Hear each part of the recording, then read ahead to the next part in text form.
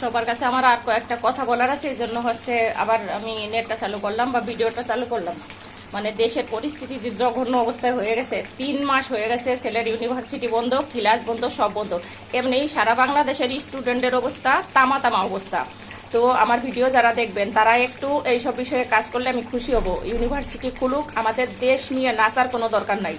সবাই দেশ দখল করবে, রাজত্ব দখল করবে, রাজা হবে, প্রধানমন্ত্রী হবে, মন্ত্রী হবে, টাকা ইনকাম করবে, আর আমাদের ছেলেরা হচ্ছে মানুষ হবে। আমাদের আশা যে আমাদের ছেলেরা মানুষ হোক, ভদ্রভাবে মানুষ হোক, একটা ভালো জব করুক, সুন্দরভাবে তাদের জীবনযাপনটা করুক। তো আমাদের সেইগুলো অনেক স্থবির হয়ে গেছে। আমি বলি, আপনারা সবাই কমেন্টে একটু বলবেন যে আমাদের ইউনিভার্সিটি তাড়াতাড়ি খুলে দেওয়া হবে, ক্লাস পরীক্ষা হবে, ক্লাস হবে।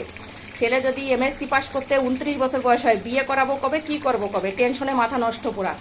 তাই আমি আবার ভিডিওতে আসার কারণ এইটা যে ইউনিভার্সিটি খুলুক, আশা করি দেশে যে সরকার আসছে আসুক, সেটা সমস্যা নয়।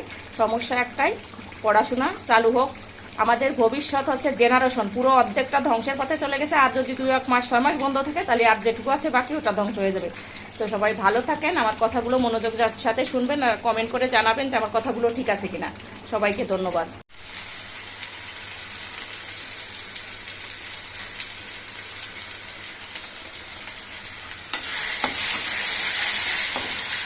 হ্যালো বন্ধুরা, স্টার্ট ফর কুকিং। অনেকদিন আপনাদের সাথে গল্পবাজি করতে পারতেছি না, মন মানসিকতা ভালো নাই, পাগল পাগল, শরীর ভালো লাগে না। দ্বিতীয় কথা, এখন শুধু প্রতিদিন মাছ টাছ খাওয়া কম হয়, শুধু মাংস রান্না করি। মুরগি খাসি, মুরগি খাসি। মুরগি আনছি দেখেন, একটা মুরগি আর অর্ধেক, আর 1.5 কেজি খাসির মাংস আনা আছে, কালকে না হলে পরশু দিন রান্না করব। তো এখন শুধু মাংস খাই, তার কারণ মাছের অসম্ভব দাম, আর ভালো মাছ পাওয়া যায় না, নদীর মাছ তো পাওয়াই যায় না, চাষের মাছ একদমই খেতে ইচ্ছে করে না। তো সেই ক্ষেত্রে মাংস খাওয়াই বেটার। আমি দেখেন মশলা টশলা সব কষানো কমপ্লিট করে ফেলছি, এখন আমি মাংস দিয়ে দেব। আপনারা মনে পাবেন না যে মাংস রান্না করি, দেখেন কত মাংস, দেখলেন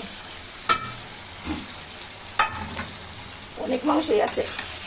আমরা 3 জন মানুষ, আর আমার চম্পারে আবার দুপুরে আমি 1 মুঠ ভাত খাওয়ানোর চেষ্টা করতেছি, পারতেছি কিনা জানি না।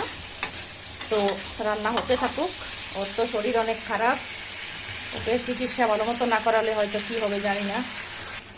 আপনাদের কাছে আমার সব কথা শেয়ার না করলে ভালো লাগে না। এবার বলি, দেখেন আমি মাংসের মধ্যে চিন্তা করছি কয়টা আলু দেবো, 2-3টা ভুলে গেছি। এবার মাংস রান্না কষানো আস্তে আস্তে হতে থাকুক, আমি 2টো আলু কেটে নেই। আপনারা আমার সাথে থাকেন। আর আমি রান্না করবো হচ্ছে কি, এই যে চাল কুমড়ো ভাজি করব, উস্তে ভাজি করছি, আর হচ্ছে কি যেন, ও ডাল রান্না আছে, আর মাংস রান্না করতেছি। এবার আপনারা থাকেন, আমি আসি, আলু কেটে নিয়ে আসি।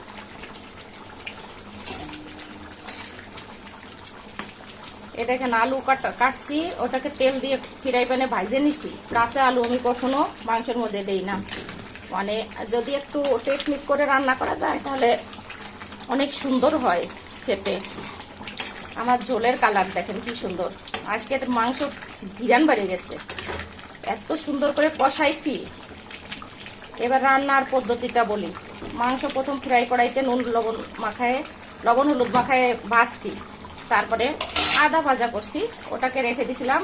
পরবর্তীতে হচ্ছে কড়াইয়ের মধ্যে কিছুটা তেল দিছি, সেটা সরষের তেল দিছি। সরষের তেল দিয়ে জিরে ফোড়ন, বেশ কিছুটা জিরে ফোড়ন, তেজপাতা 2টো, আর 3-4 টুকরো দারুচিনি।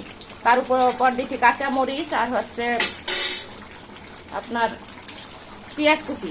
ওটাকে ভালো করে ভেজে নিয়ে তারপরে ওই ভাজা মাংস দিয়ে দিচ্ছি। আর ওর মধ্যে মশলা দিচ্ছি আছে আদা, জিরে, রসুন, এগুলো বাটা, আমি নিজে হাতে পাটাই করে বাটছি, মানে নতুন করে গরম মানে তাজা বাটছি, সেটাগুলো দিছি।